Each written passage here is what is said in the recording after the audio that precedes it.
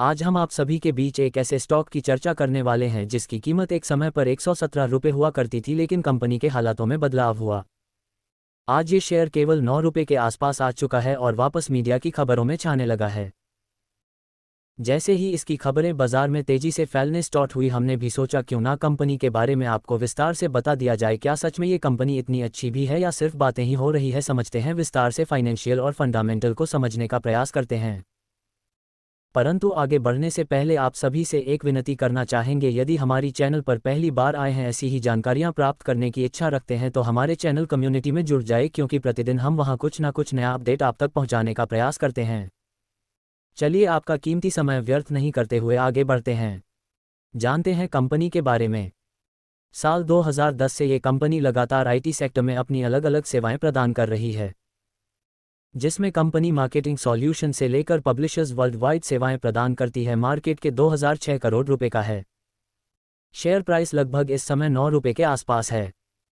Face value 2 रुपये की है। कंपनी लगभग कर्ज मुक्ति है। कंपनी के पास अच्छा क्वार्टर रिजल्ट आए हैं। प्रॉफिट ग्रोथ में कंपनी के इंप्रूवमेंट दिखाएं। पिछले 5 वर्ष की प्रॉफिट ग्रोथ काफ़ी अच्छी जा रही है।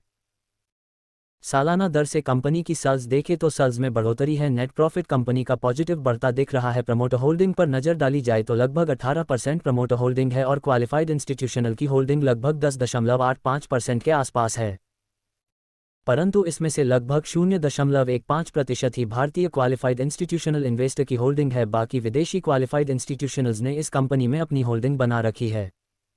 समझे कंपनी की फ्यूचर ग्रोथ को। बता दें, यह एक टेक एवं डिजिटल मार्केटिंग कंपनी है जो software services, future technology, customer base, user industries, product portfolio, brand, global presence जैसे सेक्टर में अपना व्यापार करती दिख रही है। बता दें, कंपनी का 94% रेवेन्यू एडवर्टाइजिंग रेवेन्यू में सॉफ्टवेयर से केवल 5% का रेवेन्यू आता है। बाकी बचा हुआ रेवेन्यू 1% और भी फील्ड से आता है। मतलब कंपनी की में डिपेंडेंसी एडवर्टाइजमेंट रेवेन्यू में आ रही है। और आपको बता दें, कंपनी नॉर्थ अमेरिका से 52% रेवेन्यू लेती है, साउथ अमेरिका से 20%, यूरोप और मिडिल ईस्ट से 17%, एशिया से केवल 7% और ऑस्ट्रेलिया से 4% का रेवेन्यू लेती है। ये कंपनी भारत पर डिपेंडेंसी नहीं है।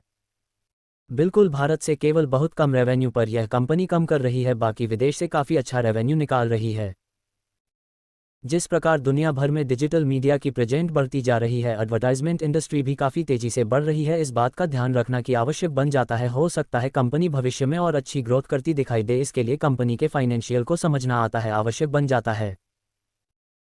आपसे अंत में यही विनती रहेगी, कोई भी निवेश की रणनीति बनाएं उससे पहले कंपनी के फाइनेंशियल वैल्यूएशन, फ्यूचर ग्रोथ और अपने पोर्टफोलियो पर रिस्क रेशियो को समझ लें, उसके बाद ही आगे बढ़े। बिना सोचे समझे निवेश की कोई भी रणनीति ना बनाएं। जानकारी अच्छी लगी हो तो ज़्यादा से ज़्यादा शेयर करें। हमारे उद्देश्य से आप तक केवल कंपनी के बारे में जानकारी पहुंचना होता है। हम किसी को कोई भी निवेश की सलाह कभी भी प्रदान नहीं करते हैं।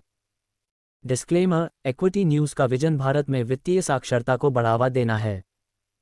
हम जो सामग्री पोस्ट करते हैं वह विशुद्ध रूप से शिक्षा और मनोरंजन के उद्देश्य से है। हम सेबी पंजीकृत वित्तीय सलाहकार नहीं हैं, इसलिए हम कोई निवेश या वित्तीय सलाहकार सेवाएं प्रदान नहीं करते हैं। आप अपने पैसे और अपने फैसलों के लिए पूरी तरह जिम्मेदार होंगे। कृपया अपने वित्तीय निवेश के लिए किसी सेबी पंजीकृत वित्तीय सलाहकार से परामर्श लें।